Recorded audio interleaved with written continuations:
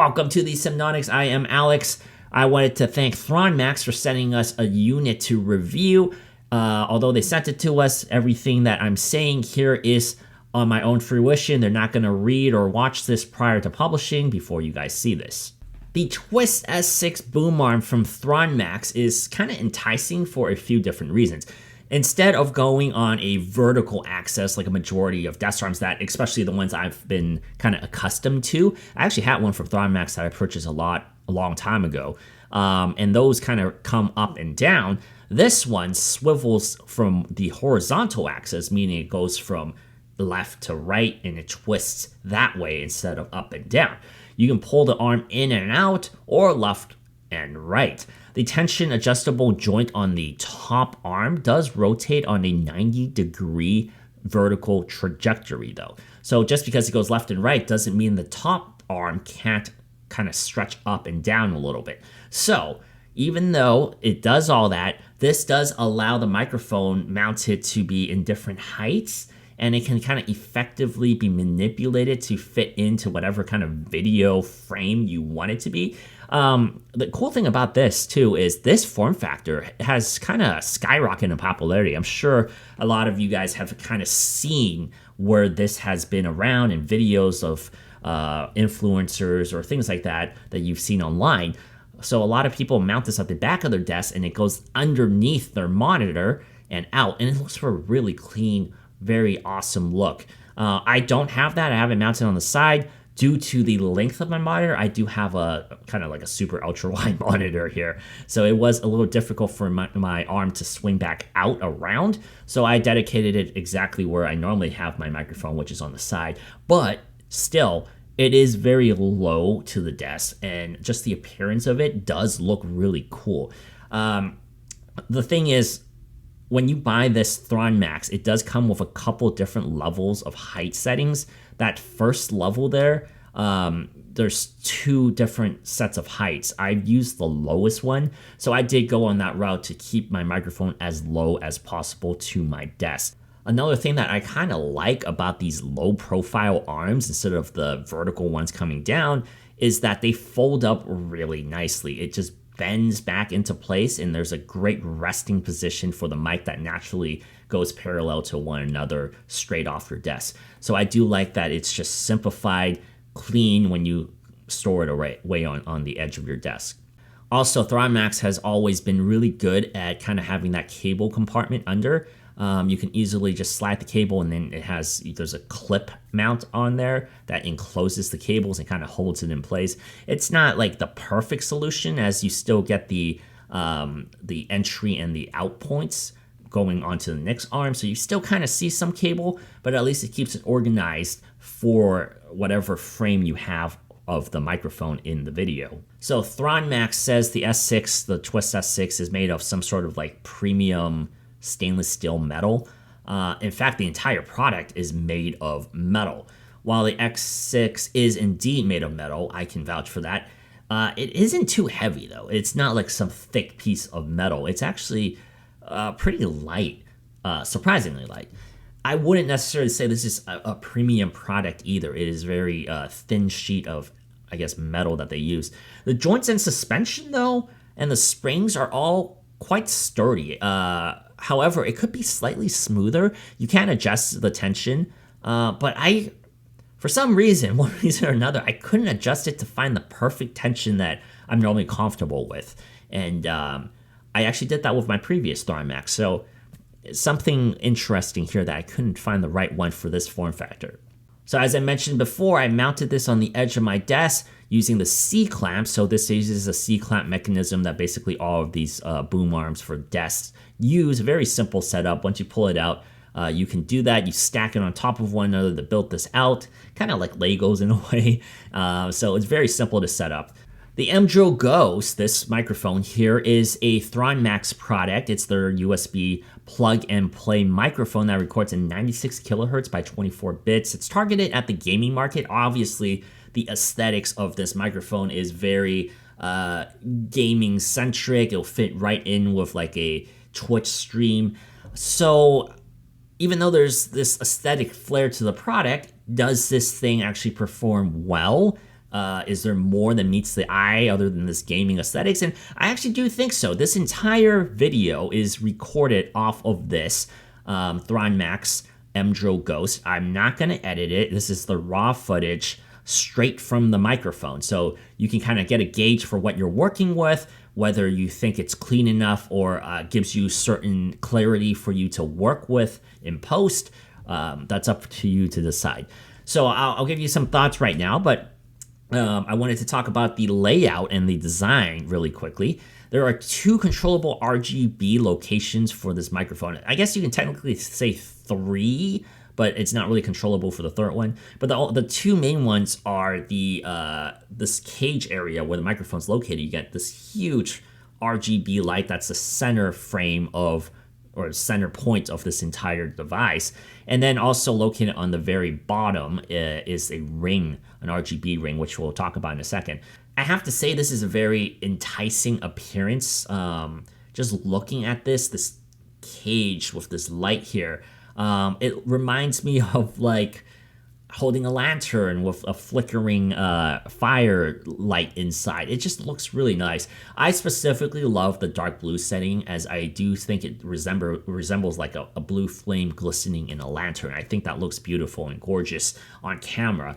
Because the colors are also somewhat multi-gradient, it does add a uniqueness in the frame for the video, especially when there are patterns of lights that can change, kind of like your RGB keyboards do. There are 8 static colors that cover a different range of moods that match whatever kind of theme or setup your room is like. A button on the bottom of the microphone cycles between the colors and the patterns. Speaking of the bottom, there's also that ring of RGB that I was talking about, and it complements the cage's color scheme, so the 2 will always match when you toggle through the settings. They're unified, and it does give off like this subtle accent on camera that I do appreciate, that I do think looks really nice. Also on the bottom panel is a thread hole and also that USB-C port that connects to the computer. The braided cable that is included by Thronmax is a USB-C cable, and that cable is an L-shaped cable, so it's really cleanly kind of plugs in, so you don't have it going straight down and creating an awkward angle for the cable. I do like little details like this from companies. It's much appreciated when they include things like this because it looks a lot better. Now, the back of the microphone has 2 knobs. One of them adjusts the gain, and the other one adjusts the volume of those headphones that you plug in. I originally, when I first unboxed this, I made a huge mistake thinking that was the front of the microphone. Clearly, I didn't read the manual. It took me a little bit of time to realize I was recording on the wrong side. And if I had my microphone in cardioid mode, it didn't pick up the audio too well. But yeah, I initially thought that was the front side, and it kind of makes sense that it would be the front side. I've had a lot of microphones in the past where the knobs are in the front, so I naturally thought that was the front. The actual front side, though, has kind of like this LED dB monitor in a way. It doesn't actually show you dBs. It basically just shows you like an LED lighting up and down of your audio wavelength. So that's kind of cool. And that screen there is a capacitive touch control that you use to control both the muting and also the recording modes, the pickup patterns that you can toggle through. There are 4 pickup patterns in this. It's very standard. We do have the cardioid, bidirectional, stereo mode, and omnidirectional. As you can guess, most of the time, the pickup pattern that I'm on is cardioid mode, which is what I'm recording off of right now, and this entire video is using cardioid. In my opinion, and some of this is, of course, opinionated. A lot of people have different views on what they hear and what they think is clean audio. But I did think that the recording here, especially something like this, that was completely clean and unedited and uncompressed without EQ adjustments, I do think this is very workable. I've edited a lot of audio. I've used mixers in the past, and I do like audio that is what, in my opinion, is clean enough for me, or an open canvas enough for me to do work on. And what I mean by that is there's kind of ample dynamic range as it is now, just like as a raw recording, that the Ghost reproduces thanks to this like 3 dynamic capsules that they say they designed specifically for recording things like gaming and podcasting. For the most part, the audio that I pick up here is rather detailed and close to how I sound in real life. And I do like that because my voice does lack some bass behind it. And I do think this microphone complements that attribute because the treble sounds really reliable and it captures it, like I said, very similar to what I do sound like in real life. So when I do want to mix it and when I do throw this onto my software to kind of tinker with in post, it's a clean slate for me to not even need to do too much on it to make it acceptable. However, I did find the Thronmax does catch a little bit of background noise on cardio mode, that is. Sometimes when I'm like in deep discussion like this, I would wave my arms in the air and I accidentally brush my desk and my table and it would actually pick it up. And that's something that, even though it's suspended in the air right now, I was hoping that it wouldn't pick that stuff up. And some of the other microphones I've been using in recent years actually does a good job of isolating that in cardioid mode. Interestingly enough, though, it doesn't pick up my gaming PC and the loud fans that I have on that. And it also doesn't like pick up the phone in my pocket vibrating. So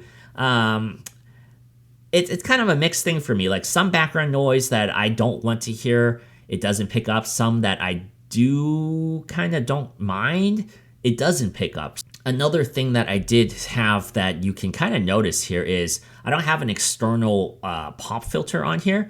And so I do have some plosives problems, like with the P's and the P sounds, the plosives, and not necessarily the THs, the this. It's mostly the P's, the P's. I was kind of hoping that this metal cage, because this is kind of like a metal cage on here surrounding the actual microphone, I was hoping that would kind of double up as a filter, but it certainly doesn't. It looks really cool to stare at, but I don't really find a lot of operational benefits to this design. Speaking of that housing, this cage-looking thing is the only non-plastic piece on this entire product. Everything is made of plastic except for that cage. That cage is the only part that's not plastic. So obviously, because of that, this whole microphone is extremely light. It's also kind of fingerprint smudgy. It retains a lot of fingerprints because of this black kind of matte color on it. Unfortunately, this is one of those things that kind of makes this microphone feel a little cheap. It isn't anything unique because microphones in this category of competition-wise, very similar materials. So it's not necessarily a knock on it, but I do have a slightly lower perception of the build quality because of, I guess, the materials that they use here. But yeah, I mean, ultimately, I did find myself enjoying the Mdrill Ghost. The more I use it, the longer it's been on here, the more I kind of appreciate it. Initially when I unboxed it, set it up, I was a little underwhelmed. However, as time went on, I did kind of appreciate what this thing can offer. It is a very solid microphone that can just get you results. And I can see somebody using this for streaming purposes on Twitch, or even for podcasting, and they don't have a lot of experience or even want to do any post work. This actually gives you, I would say, in my opinion, very acceptable, clean audio as is, without needing a lot of post work or even any post work, to be honest. I think we're at this weird point in history where a lot of podcasts I've listened to, the audio quality is not that great, and it's normally acceptable for viewers. It's the content that matters. I do think this microphone gives you quality audio, decent, good enough audio to be used in a professional enough setting, or at least for your own business or your own podcast, for these type of endeavors. So I do give Thronmax credit. They did make a solid microphone here that can be used reliably. Thank you guys so much for watching. Once again, I'm Alex from the Sypnotix. Hit the like button if you enjoyed watching videos like this. And once again, thank you Thronmax for sending this out for us to review. Definitely appreciate it. We'll see you guys in the next video. The other day, my house was leaking, And I was like, oh my gosh, I don't know what to do about this. I'm a tech guy. I only know tech. So how do I fix that?